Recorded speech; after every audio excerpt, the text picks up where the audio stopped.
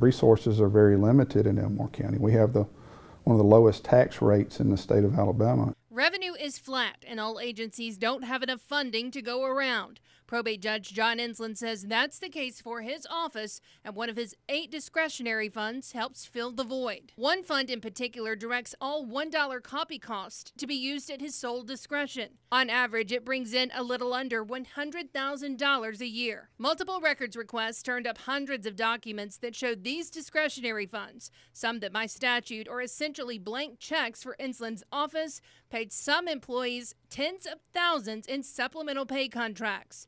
One employee earned more than $30,000 combined. It also paid for a $4,000 desk set and $3,000 drapes. Clerks who pass a 100-question test on tag and title issues earn a $1,250 supplement. To date, the office has awarded nearly $24,000 alone in this venture. While some argue the legality of the expenses, Commission Chairman David Bowen, who signed the checks, said he saw a red flag. Although these expenditures were legal, I didn't consider them right. So I had a big concern about the way that he was spending this money. Insland declined to discuss the issues on camera, but he wrote in detail why it was legal and ethical in response to an open records request. He argues his employees are underpaid, and this is offered in lieu of raises. Some officials would argue the contracts involve things that should fall under normal job duties. For example, filling in license offices when others are absent, software education, and organizing supply closets. This 8-month contract earned an employee $4,000. This email shows Insland requesting one-time net pay increases for hard-working employees. He denies this is a bonus, which is against state law. Officials say Insland didn't turn in invoices with check request, which is county policy. After consulting the proper authorities, the commission passed a resolution to allow Insland to manage one of the funds without the commission oversight, which is how the original statute that governs the fund was written. Now, I don't have any knowledge of how he's expending his money now, and I don't really want to know. After the legislature voted to remove earmarks for one of his discretionary funds, Insland asked the county to pay back more than $800,000 retroactively to his account. After the commission declined to give up the money, Insland used those discretionary dollars to sue the county, even requesting the county administrator to cut the check for the legal fees. Insland says he's well within his rights. Coincidentally, nearly 20 years ago, we're told Insland was the county attorney when the fund was set up. If the money was not being expended properly when he was the county attorney, he should have said, hey, county commission, you're not expending the money appropriately. 2 contracts tell a different story of what took incumbent Superintendent Andre Harrison off the March primary ballot in Elmore County. The 2 contracts were part of a WSFA open records request that revealed probate judge John Insland crafted 2 contracts at the cost of $2,000 each to hire his chief clerk, Brett Helms, to research election-related issues to Andre Harrison's campaign. The first contract, dated November 13th, asked Helms to research the statutory deadline for turning in a certificate from the State Department of Education, which was missing from Harrison's paperwork. Verify whether Harrison turned in the certificate before the deadline, whether he should appear on the ballot, and if so, should his votes count. It also states, if necessary, assist in drafting a petition for declaratory judgment, which was filed in Elmore County Circuit Court on December 14th. Here's the problem. The date in this contract doesn't match the remarks probate judge John Insland stated in court and on social media 28 days later. In a public statement, Insland said Richard Dennis's attorney alerted him of the issues surrounding Harrison's certificate on December 10th.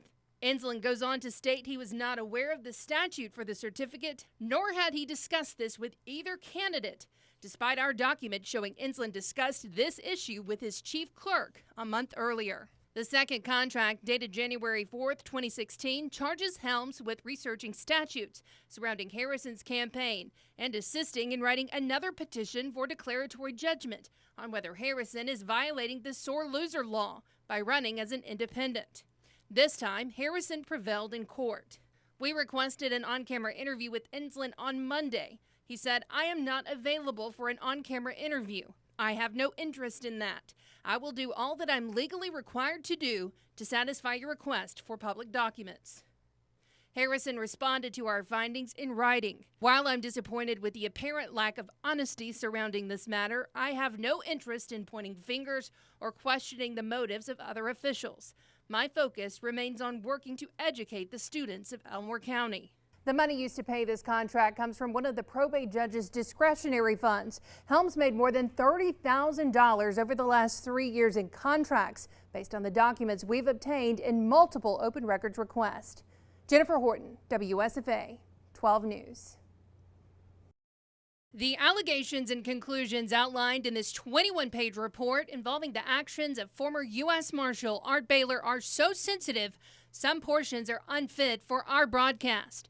The Office of Inspector General's report cites the investigation was initiated after receiving anonymous complaints of misconduct by Baylor and allegations that portrayed Baylor running his office by fear and intimidation. The report is divided in sections, first outlining the allegations and then the findings by OIG.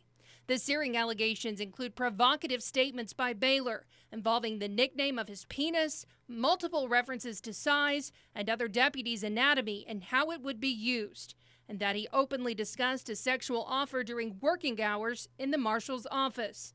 When questioned, the report says Baylor denied the nickname and sexual references, stating if anything was said, it was in a personal capacity, not in the office. Some alleged Baylor was discussing officer safety when he stated if one of you gets killed in the line of duty, he or another man would sleep with their wife and spend their money. Baylor told investigators the gist was to say don't get hurt, because if they did, all he could do was tell their significant other. OIG cited emails that show Baylor was aware of a complaint filed against a deputy for stalking his girlfriend. He was also alerted by an MPD lieutenant and received a call by the victim, but it was never reported to headquarters, which is protocol. Baylor says it was handled internally. The OIG's conclusion is highly redacted, but the findings provided are straightforward.